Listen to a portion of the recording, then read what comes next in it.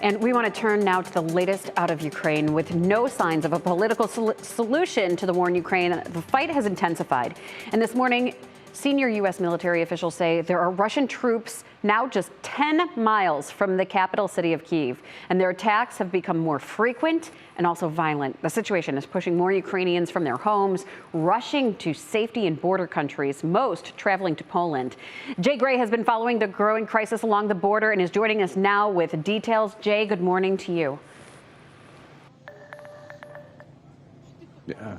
Maureen, good morning. We're at the Medica crossing, the busiest in Poland right now. And as those refugees continue to pour in, so do donations. I just want to give you a look at what's come in today and piled up here today. Clothes, blankets, things that those fleeing their home desperately need.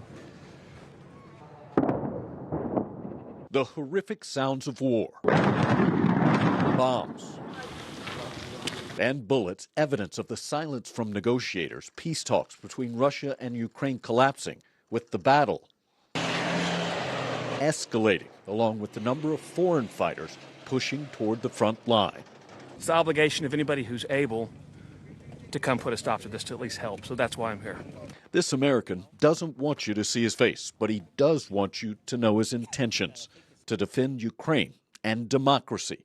How long will he fight? Well, when they tell me we can go home because the conflict's resolved. It's that conflict pushing so many Ukrainians from their homes. That was Russian army in our village. They shooting, our army shooting. It was a very bad place for living or just staying there. And so they rushed to escape, almost 2.5 million so far. Unfortunately, things are getting worse in Ukraine.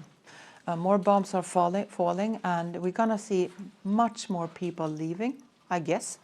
I think we will see many more millions to come. The majority, women and children, searching for safety.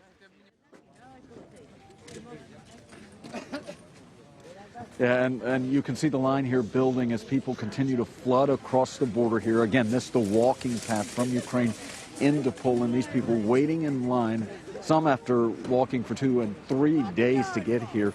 What happens is buses pull up. You can see a van's pulled up here now. They're just transporting people any way they can because there are so many trying to escape. Maureen? And Jay, over the past few weeks, you have just shown us how much of the crowds of refugees have grown. Many of the border areas seem already stretched to their limits. We've heard from them. Do officials there have a plan in place with the possibility of millions more headed their way? Yeah, that's frightening to those who are coordinating all of this. And what they say is their plans are fluid and continue to be fluid. So we've seen things change and move and shift at these crossings as more people come in. They do acknowledge that there is a big concern the crowd will overtake the means here. Right. All right. Jay Gray, live for us. Thank you so much. We'll be checking back in with you later.